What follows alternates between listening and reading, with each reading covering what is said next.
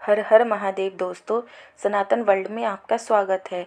आशा करती हूँ कि आप सभी स्वस्थ और खुश होंगे। आपके कमेंट्स पढ़कर अच्छा लगता है कि आप सभी नागा वॉरियर्स की नेक्स्ट वीडियो का बेसब्री से इंतज़ार करते हैं और मुझे प्रोत्साहित करते हैं नेक्स्ट वीडियो अपलोड करने के लिए। आप सभी के इस प्रोत्साहन के लिए धन्यवाद। तो चलिए दोस्तों, महादेव का नाम लेते हुए नागा वॉरियर्स की श्रृंखला को आगे बढ़ाते हैं। अध्याय 9, एक स्पष्ट संदेश। हरिपुर महल के विशाल कक्ष में राजा वेदांत किसी गहरी सोच में डूबे इधर उधर टहल रहे थे। उनके पीछे उनका सुनहरा सिंहासन खाली था, जिस पर जलती हुई मशालों की रोशनी पड़ रही थी। मशालों की रोशनी पड़ने से सिंहासन में जड़ा हुआ रत्न अपनी अद्भुत चमक बिखेर रहा था। ऐसा लग रहा था कि वह हरिपुर के राजा का सिंहासन नहीं, बल्कि स्वर्ग के राजा इंद्र का सिंहासन हो। जबकि महल की ऊंची छत और उसकी दीवारों पर की गई उत्कृष्ट नक्काशियां बिना कहे ही अपने पुराने समय के समृद्ध इतिहास की कहानियां बयां कर रही थी। लेकिन इस क्षण वर्तमान अनिश्चित लग रहा था। वेदांत का बूढ़ा मंत्री, जो कब से वेदांत को बिना कुछ बोले चुपचाप इधर से उधर टहलते हुए देख रहा था, उसने अपने मौन को तोड़ते हुए कहा, महाराज, हमारे जासूसों से खबर मिली है कि सरदार खान हरिपुर पर हमला करने वाला है। और जैसे कि दूर देश से खबर भी आ रही है कि अफगानों ने पहले ही रास्ते में छोटे शहरों और गांवों में लूटपाट और हमला करना शुरू भी कर दिया है। मेरी तो यही राय है महाराज की। बूढ़ा मंत्री आगे कुछ बोल पाता, उससे पहले ही वेदांत ने उस बूढ़े मंत्री पर डपटते हुए कहा, क्या लगता है आपको? जरा बताइए, हम भी सुनना चाहते हैं। यह कहते कहते वे मंत्री के बेहद करीब आ गए थे। बूढ़े मंत्री को वेदांत के इस व्यवहार की बिल्कुल भी उम्मीद नहीं थी। वह अंदर ही अंदर उसके व्यवहार से दुखी हो गया था। फिर भी उसने अपनी नज़रों को नीचे करते हुए कहा, मुझे लगता है कि हमें युद्ध के लिए तैयार रहना चाहिए। यह कहकर मंत्री चुप हो गया था, लेकिन वेदांत कुछ पल कुछ सोचते हुए फिर से इधर उधर टहलने लगे थे। उनके इधर उधर बढ़ते कदमों के साथ उसकी चिंता भी बढ़ती चली जा रही थी। उन्होंने सेनापति कृष्णा की ओर देखा और फिर कुछ पल देखने के बाद एक बार उसी चिंता के साथ इधर उधर टहलने लगे। महाराज, अब जो हो गया वह हो गया। हमारा धर्म अब हमारी सेना को एकजुट कर युद्ध की तैयारी करना है। मुझे पूरी उम्मीद है कि इस मुश्किल समय में हमारे पूर्वजों और शहीदों की आत्माएं और आपके पिता के पुण्य कर्म हमारा मार्गदर्शन करेंगे। सेनापति कृष्णा ने राजा वेदांत को सांत्वना देते हुए कहा, लेकिन सेनापति की बातों का भी वेदांत पर ज़्यादा असर नहीं हुआ। जबकि आने वाले युद्ध के बारे में सोच के ही उनकी सांसें भारी होती जा रही थी। उन्होंने अचानक बुदबुदाते हुए कहा, सरदार खान, जुगल किशोर के आदेश के खिलाफ नहीं जा सकता। जरूर कहीं कोई गलतफहमी हुई है। फिर उन्होंने जोर से कहते हुए सेनापति कृष्णा को आदेश दिया, तुम तुरंत 2 दूतों को सरदार खान के पास भेजो, जुगल किशोर और हमारे बीच के समझौते पत्र के साथ। इतना कहकर वे फिर अपने आप से बोले, मुझे इस युद्ध को हर हाल में रोकना ही होगा।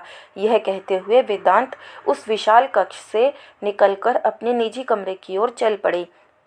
उधर सरदार खान के शिविर में पूरे धूमधाम से विजयगढ़ पर जीत का जश्न मनाया जा रहा था। तंबुओं को हरे रंग के मजहबी झंडों से सजाया गया था, जहां ढोल की थाप आसमान में जोरदार शोर उत्पन्न कर रही थी। सारे अफगान सैनिक कुछ ज़्यादा ही उत्साह में थे। मशालों की गर्म रोशनी में उनके चेहरे चमक रहे थे। जलते हुए अंगारों की बड़ी बड़ी लपटें ऊपर की ओर उठ रही थी। ताजे फल और शराब की मिठास के साथ आग की लपटों पर पकते ताजे मांस की महक पूरे वातावरण में मादकता घोल रही थी। संगीतकार पारंपरिक धुनें बजा रहे थे। हर जगह जैसे आत्म तृप्ति का मेला लगा था। सैनिक गुटों में बैठ मंदिरों की लूट, लोगों की हत्या और महिलाओं के साथ बलात्कार की कहानियों को चटकारे ले लेकर एक दूसरे को सुना रहे थे। जबकि ढलती रात के बीच इन सभी मनोरंजन और ऐशो आराम से दूर सरदार खान अपने तंबू में बैठा गोकुल से अपने सैनिकों के लौटने का इंतजार कर रहा था। मंदिरों से लूटे जाने वाले खजाने के बारे में सोचकर ही लालच के कारण उसकी आंखों में एक विशेष चमक आ गई थी। उसके अंतर्मन में बस एक ही भाव चल रहा था कि सैनिक कितना सोना और खजाना लेकर आने वाले हैं। तभी एक प्रहरी दौड़कर आया और उसने घोषणा की कि अफगान सैनिक गोकुल से खजाना लेकर आ गए हैं। सरदार खान अपने मन की खुशी को और ज़्यादा देर छुपा नहीं सका और खजाने का दीदार करने और सैनिकों के स्वागत के लिए तंबू के दरवाजे की ओर बढ़ गया। लेकिन उसकी आंखें हैरानी से तब बड़ी होती चली गईं जब उसने केवल 4 सैनिकों को शिविर की ओर आते हुए देखा, जो पिटे पिटे और थकी हालत में थे। उनके हाथ तो खाली थे ही, वे काफ़ी भयभीत भी दिखाई दे रहे थे। उनकी उन बैलगाड़ियों और घोड़ों पर अफगान सैनिकों की लाशें लदी हुई थी, जिन पर गोकुल से लाए जाने वाले सोने और बेशकीमती आभूषण भरे होने की कल्पना की जा रही थी। सरदार खान के अंतर्मन की खुशी अचानक ही नफरत और गुस्से में बदल गई। उसकी आंखें गुस्से के कारण लाल हो चुकी थी और फिर सिकुड़कर छोटी हो गई थी। उसने गुस्से में गुजरते हुए पूछा, ये किसने किया? वह इतनी जोर से चीखा था कि उसकी आवाज़ पूरे शिविर में गूंज उठी थी। गोकुल में घटी उस घटना ने पूरी अफगान फौज के शौर्य को ललकार दिया था। नागा साधुओं के एक दल ने, जिनका नेतृत्व अजा नाम का एक नागा साधु कर रहा था, फरीद ने डरते डरते कहा। फरीद के मुंह से इतना सुनते ही सरदार खान ने एक लंबी सांस खींची और शिविर में उपस्थित सभी अफगान सिपाहियों की ओर देखा। उसका विशालकाय शरीर ऐसा लग रहा था जैसे और विशाल होकर चुनौती को स्वीकार कर रहा हो। उसने कुछ पल तक आसमान की ओर देखने के बाद झटके से फरीद की आंखों में देखते हुए पूछा, बताओ, गोकुल में क्या हुआ था? फरीद ने सरदार के पूछने पर हिचकिचाहट में बिना वक्त गवाए डरते डरते कहना शुरू किया, हमने उन्हें नासमझ और कमज़ोर समझा आलमगीर, लेकिन गोकुल वैसा बिल्कुल नहीं था जैसा हमने सोचा था। यह कहकर फरीद रोने को हो गया था। उसकी आंखों में एक पल के लिए नागा साधुओं द्वारा क्रूरता से किए गए कत्लेआम के सारे दृश्य घूम गए थे, जबकि सरदार खान का धैर्य कम हो रहा था। उसने चिल्लाते हुए कहा, साफ साफ बताओ और ज़रा खुलकर बताओ। सरदार खान के इतना कहते ही फरीद की हिम्मत और कुछ कहने की नहीं हो सकी, लेकिन तभी तारिक ने हड़बड़ाते हुए कहा, अजा नागा साधुओं का नेता है और उसी ने अपने कुछ साथियों के साथ हमारे ऊपर हमला कर दिया। हम कभी नहीं सोच सकते थे और ना ही कभी मान सकते थे कि कोई इंसान इतना खतरनाक योद्धा हो सकता है। उसे युद्ध में इस्तेमाल की जा सकने वाली चालें पता थी। तभी फरीद बीच में बोल पड़ा, इतना ही नहीं बल्कि उसकी गति बिल्कुल चीते जैसी थी। हम जब तक कुछ समझ पाते, वह तूफान की तरह हमारे लोगों की लाशें गिराता चला गया। आप विश्वास नहीं करेंगे हुजूर, हमारे 100 लोगों को लगभग 10 नागाओं ने मौत के घाट उतार दिया, और वह भी महज कुछ मिनटों में। यह बोलते बोलते फरीद के चेहरे का भाव कुछ इस तरह हो गया था जैसे वह एक बार फिर उसी काली मंदिर में नागा साधुओं के बीच पहुंच गया हो। उसने आगे कहा, उनका हत्या करने का तरीका कमाल का था, जैसे वे अपने हाथों में हथियार लिए हुए पैदा ही हुए हों। यहाँ बयां करते करते फरीद की आंखें बड़ी होती जा रही थी। उसके चेहरे पर अपने साथियों को खोने का दुख कम, नागा साधुओं के पराक्रम का प्रभाव ज़्यादा था। लेकिन उसे जिस बात की खबर नहीं थी वह यह थी कि वह जितना नागा साधुओं के युद्ध कौशल की व्याख्या करता जाता, सरदार खान के अहंकार की दीवार की जड़ें हिलती हुई मालूम होती। सरदार खान गुस्से से काँप रहा था। तभी तारिक ने आंखें बड़ी करके कहा, बात सिर्फ इतनी नहीं है हुजूर कि वे हथियारों से युद्ध कैसे कर रहे थे, बल्कि उनके बदन की ताकत, या अल्लाह, एकदम कयामत थी। वे हमारे एक एक सैनिक को तिनके की तरह हवा में उठा उठा कर फेंक रहे थे। उनकी आंखों में एक आग थी हुजूर, फरीद ने धीमी आवाज में कहा, और देखते देखते उसका पूरा शरीर पसीने में भीग गया। तभी तारिक ने जोश में कहा, उनके जैसे और भी थे हुजूर, सबके हाथों में वैसे ही हथियार थे और वे उतने ही ताकतवर थे। और कहकर तारिक चुप हो गया। और क्या? तारिक का चुप होते देख सरदार खान ने चिल्लाते हुए पूछा, वे हमारा इंतजार कर रहे हैं हुजूर, तारिक ने सरदार खान की आंखों में देखते हुए कहा। अफगान सैनिकों के मुंह से नागाओं के शौर्य के बारे में सुनकर सरदार खान अंदर तक हिल गया था, लेकिन फिर भी उसने अपनी बेचैनी को छुपाते हुए कहा, हमारी जीत के अभियान में इतने सारे अफगान सैनिक जंग लड़ते हुए मारे गए और तुम लोग मेरे पास हार की खबर लेकर आए हो, वह भी इतनी सारी फतह के बाद। अपनी कायरता छुपाने के लिए तुमने उन नंगे कायरों का अच्छा बखान किया है, जिसका इनाम तो तुम लोगों को जरूर मिलना चाहिए। इतना कहकर सरदार खान ने अपनी फौज की ओर देखा। हारे हुए सैनिकों का सिर शर्म से झुका हुआ था। वे एक ऐसे युद्ध के गवाह थे जिसके बारे में उन्होंने कल्पना तक नहीं की थी। जैसे ही सरदार खान ने इन चारों को सजा देने के बारे में घोषणा करनी चाहिए, दो अजनबी आकर उसके सामने कुछ बोलने के लिए आदेश मांगने की मुद्रा में खड़े हो गए। उनके साथ सरदार खान का सूबेदार भी था। सरदार खान ने उन दोनों को देखा और सूबेदार से कहा, हाँ बोलो, क्या बात है। यह कहकर सरदार उन अजनबियों की ओर देखने लगा। हुजूर, ये हरिपुर के दूत हैं, आपके लिए कोई संदेश लेकर आए हैं, सूबेदार ने कहा और चुपचाप सिर झुकाकर खड़ा हो गया। हरिपुर से संदेश आने की बात सुनकर सरदार खान के भाव अचानक ही बदल गए थे। खुशामदीद कहते हुए उसके चेहरे पर एक रहस्यमयी मुस्कान तैर गई थी। सरदार खान अपने सूबेदार सहित उन दोनों संदेशवाहकों के साथ अपने तंबू में आया और उसने उन संदेशवाहकों को शानदार सिंहासन नुमा कुर्सी पर बैठने का इशारा किया, जो सरदार खान के भव्य सिंहासन के सामने लगी हुई थी। दोनों संदेशवाहक कुर्सी पर बैठे ही थे कि तभी एक अफगान नौकर भुने हुए मांस और शराब से भरे सोने का जग लेकर दौड़ता हुआ आया।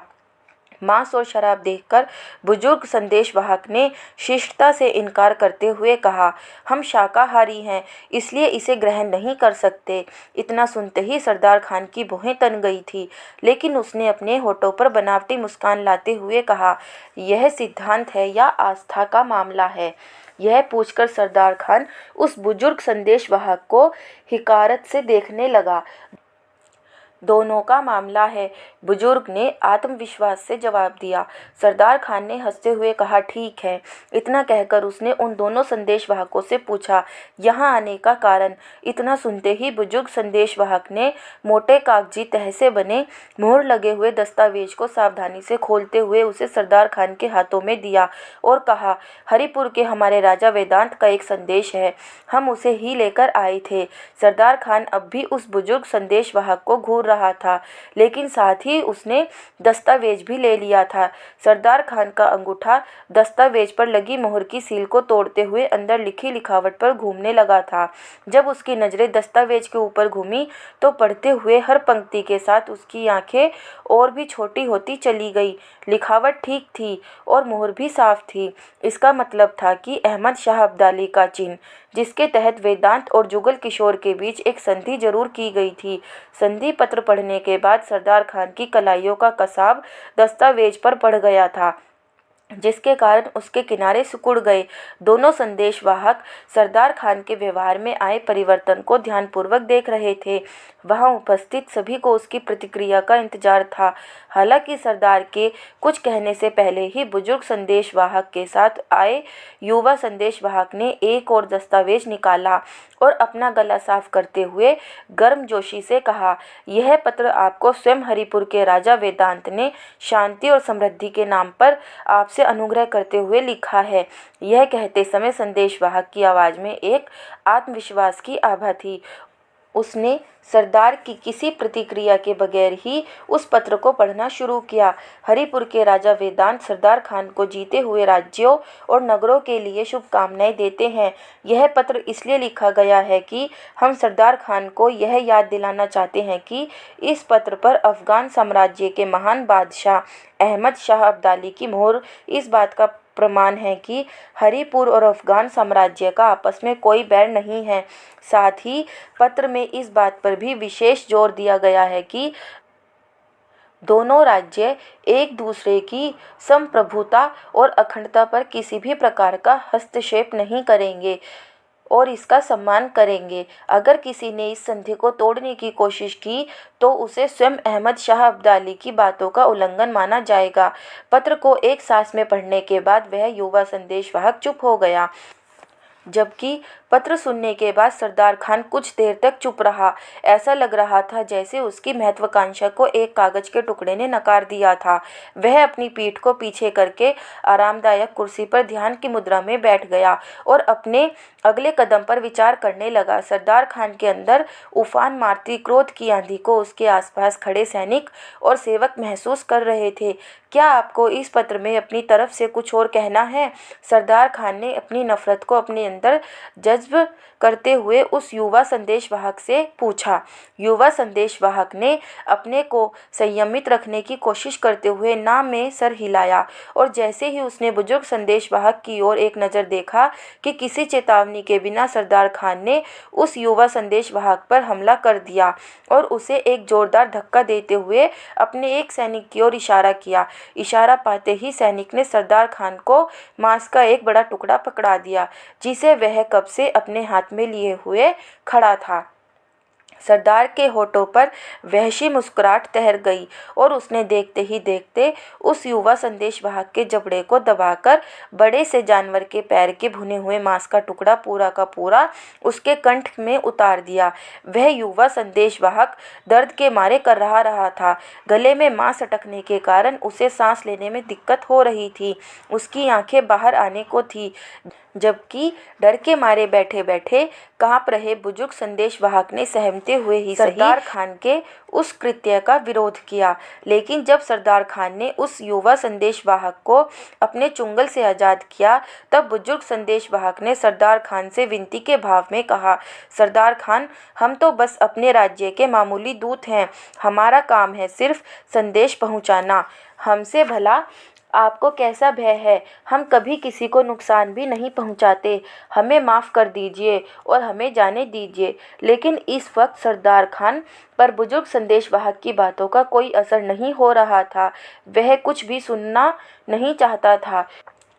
उसने उस बुजुर्ग संदेशवाहक की ओर देखा। उसकी आंखों में एक वहशी चमक थी। उसने उस संदेशवाहक के हाथों से उस समझौते का पर्चा छीन लिया था जिसने उसकी महत्वाकांक्षाओं को चुनौती दी थी और फिर गुस्से में बोला, जैसे कि इस समझौते के शब्द मुझे तुम्हारे जरिए मिले हैं तो मैं चाहता हूँ कि तुम अपने शब्द वापस लो। इतना कहकर उसने उस बुजुर्ग संदेशवाहक को घूरा। संदेशवाहक कुछ समझ पाता कि उससे पहले ही सरदार खान ने अपने सिपाहियों की मदद से उस बुजुर्ग संदेशवाहक के मुंह को खोलकर जबरदस्ती उसके गले में वह दस्तावेज पूरा का पूरा उतार दिया था। उस संदेशवाहक की आंखें बाहर निकल आई। उसकी दर्दनाक चीख बाहर गूंज रहे मधुर संगीत की धुन में जैसे खोकर रह गई। फिर सरदार खान ने पास की मेज से पतली गर्दन वाले एक सुराहीदार बर्तन को लिया जिसमें तेल था और उसे बुजुर्ग संदेशवाहक के मुंह में अटके संधि पत्र के ऊपर उड़ेल दिया और पास में रखे एक दिए से उसमें आग लगा दी। देखते ही देखते आग बुजुर्ग संदेशवाहक के गले से उतरती हुई फेफड़े को जलाती हुई पूरे शरीर में फैल चुकी थी। पूरा तंबू जल रहे इंसानी शरीर की गंध से भर गया। वहां खड़े बाकी अफगान सैनिक और युवा संदेशवाहक डर के मारे चुप थे और अंतरात्मा को झकझोर कर रख देने वाले उस दृश्य को सुन होकर देख रहे थे। ऐसी क्रूरता उन्होंने पहली बार देखी थी। बुजुर्ग संदेशवाहक धू धू कर जल रहा था और वहीं अपने सिंहासन पर बैठकर सरदार खान उसे देख रहा था। कुछ देर तक उसे देखते रहने के बाद उसने चिल्लाते हुए कहा, कोई पर्चा, समझौता या राजा मेरे हुक्म और ख्वाहिश के रास्ते में नहीं आ सकता। सरदार खान का क्रोध लगातार बढ़ता जा रहा था। उसके एक आदेश पर तारिक और फरीद सहित गोकुल में बचे हुए बाकी 2 अफगान सैनिकों के तंबू के अंदर खींचकर लाया गया। वे चारों भय से काँप रहे थे। उन्हें अपने सामने देखकर सरदार खान ने गुस्से से काँपते हुए कहा, मैंने तुम्हें योद्धा बनाया था, है ना? मैंने ही तुम्हें कपड़ा, खाना और एक मकसद दिया था, है ना? तुमने मुझे बदले में क्या दिया? हार और शर्म। जिस आवेग में सरदार खान यह सब कह रहा था उसकी आवाज़ चारों दिशाओं में गूंज रही थी और उसकी आंखें फरीद और तारिक को खा जाने वाली नज़रों से घूर रही थी। तारिक और फरीद अपनी जान बचाने के लिए सरदार खान के सामने गिड़गिड़ा रहे थे। उन्होंने डरते डरते ज़मीन की ओर अपनी नज़रों को झुकाते हुए कहा, हमने नागा साधुओं को कमज़ोर माना और धोखा खा गए। बिना तैयारी के उन पर हमला करना हमारी सबसे बड़ी गलती थी। लेकिन अब अगली बार फरीद इसके आगे कुछ बोलता उससे पहले ही सरदार खान ने अपने एक सैनिक को इशारा किया, जिसने अपनी तलवार के एक ही वार से फरीद को अपनी विनती पूरा किए बगैर 2 भागों में बांट दिया। एक के बाद एक बाकी तीनों को भी ठीक उसी तरह ही मौत के घाट उतार दिया गया।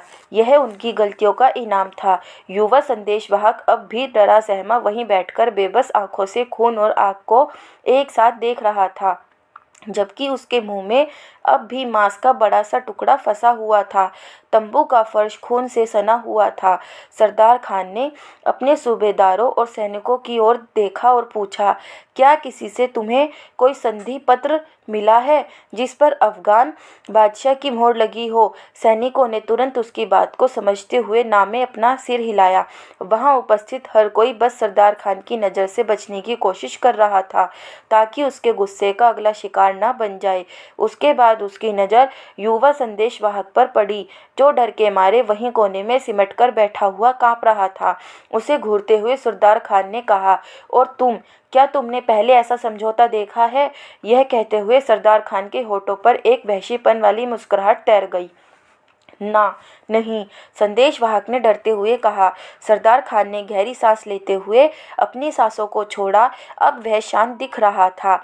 हालांकि तंबू की हवा में अब भी जलते इंसान की गंध भरी हुई थी, लेकिन जो क्रूरता भरे कार्य उसने अभी अभी किए थे, उसने उसके अंदर के राक्षस को एक संतोष दे दिया था। अब सबको पता था कि सरदार खान के दरबार में हारने का मतलब क्या होता है। इस घटना ने सरदार खान को एक ऐसे नेता के रूप में प्रतिष्ठित कर दिया था, जिसकी आज्ञा को खुदा का आदेश मानने के साथ साथ उससे डरना भी बहुत ज़रूरी था। युवा संदेशवाहक, जिसने अभी अभी दिल दहला देने वाली दरिंदगी देखी थी, उसने सरदार खान की ओर देखा। सरदार खान उसे पहले से ही घूर रहा था और कुछ देर तक उसे घूरते रहने के बाद उसने कहा, अपने राजा के पास वापस जाओ और उसे बताओ कि वह शायद मुझे शत्रु ना माने, लेकिन मुझे दोस्त मानने की गलती भी ना करे। मैं किसी का ना तो नौकर हूँ और ना ही उसका सहायक। इतना कहकर सरदार खान अपने सिंहासन से उठा और जल रहे उस बुजुर्ग संदेशवाहक को एक जोरदार लात मारी, जबकि युवा संदेशवाहक के जी वाली सहमति के शब्द उसके मुंह के अंदर ही फंसे रह गए थे। वह जैसे ही तेजी से उठकर तंबू के बाहर जाने वाला था कि सरदार खान की आवाज़ एक बार फिर उसके कानों तक आई, और उसे अच्छी तरह समझाओ कि ये दोस्ती, ये वादे नाते और संध्या अन्य को बांध सकती हैं, मुझे नहीं। इतना कहकर सरदार खान चुप हो गया। संदेशवाहक को तंबू से बाहर लाया गया और एक घोड़ा देते हुए अफगान सैनिकों ने उसे हरिपुर की ओर विदा किया। सरदार खान का ध्यान अब अपने सूबेदार की ओर गया और उसने पूछा, गोकुल में अब भी कितने नागा साधु हैं? इन 4 कायरों ने आपके सामने लाए जाने से पहले बताया था कि करीब 100 नागा साधु हैं। सूबेदार ने जवाब दिया। सूबेदार का अनुमान सच के बहुत करीब था, क्योंकि नागाओं की कुल शक्ति अजा सहित 111 थी। इधर गोकुल में अजा ने दृढ़ता से पूछा, ध्रुव हमें बताओ, सरदार खान के शिविर में तुम्हें क्या दिखा? उसके सैनिकों की कुल संख्या कितनी थी? उनकी संख्या हजारों में है। ध्रुव ने नफरत से गर्म होती सांसों को छोड़ते हुए जवाब दिया। दोस्तों, अगर आपको यह वीडियो अच्छी लगी हो तो वीडियो को लाइक और चैनल को सब्सक्राइब करें और कमेंट में हर हर महादेव लिखना ना भूलें। हर हर महादेव।